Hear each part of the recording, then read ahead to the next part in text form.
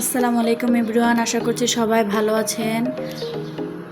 কাঁচা আম শেষ হয়ে যাওয়ার আগে বানিয়ে ফেলুন ঝটপট কাঁচা আমের মুরব্বা। দেখতে পাচ্ছেন কতটা রসালো হয়েছে। এখানে আমি 1.5 কেজির মতো আম নিয়ে নিয়েছি। আমগুলো 2 ফালা করে কেটে নিয়েছি। এখন একটি কাঁটা চামচের সাহায্যে ভালোভাবে কেচিয়ে নিচ্ছি। আর এখানে কিন্তু অবশ্যই বড়ওয়ালা আম নিতে হবে, তা না হলে কিন্তু আমের মুরব্বাটা গলে যেতে পারে। এই তো আমার সবগুলো আম কেচানো হয়ে গেছে। একটু দেখিয়ে দিচ্ছি আমি ঠিক কিরকমভাবে কেচেছি।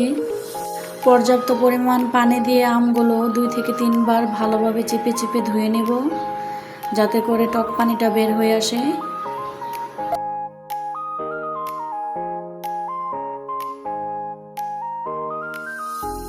এই তো দেখতে পাচ্ছেন কিভাবে চেপে চেপে রসটা বের করে নিচ্ছি। আপনারাও ঠিক এভাবেই চেপে চেপে রসটা বের করে নেবেন।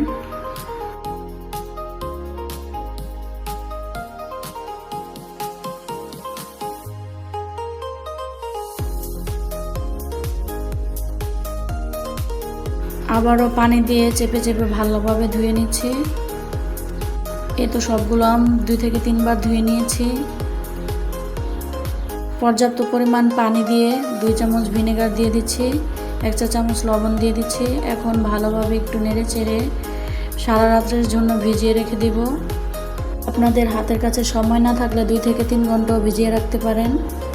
এই তো আমগুলো আবারও ভালোভাবে চেপে নিচ্ছি। সকালবেলা ভালোভাবে কিন্তু চেপে রসগুলো বের করে ফেলিয়ে দিতে হবে।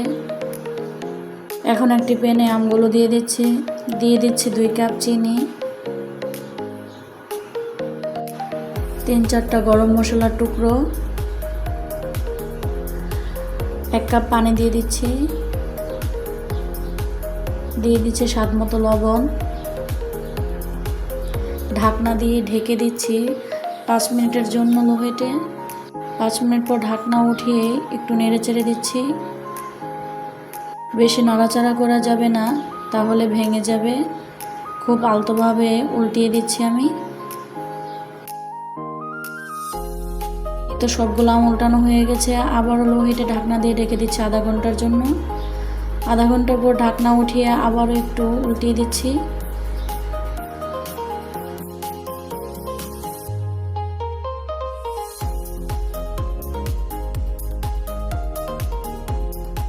আবারও 10 মিনিটের জন্য ঢাকনা দিয়ে ঢেকে দিচ্ছি। 10 মিনিট পর ঢাকনা উঠিয়ে দেখিয়ে দিচ্ছি কতটা পারফেক্ট হয়েছে। এই তো শিরাটা ঘন হয়ে এসেছে, এখন নামিয়ে নেব। আমি একটু শিরাটা দেখিয়ে দিচ্ছি, ঠিক এরকম ঘন হয়ে গেলে নামিয়ে নেবেন। ভিডিওটি ভালো লাগলে লাইক কমেন্ট শেয়ার করে পাশে থাকবেন। আল্লাহ হাফেজ।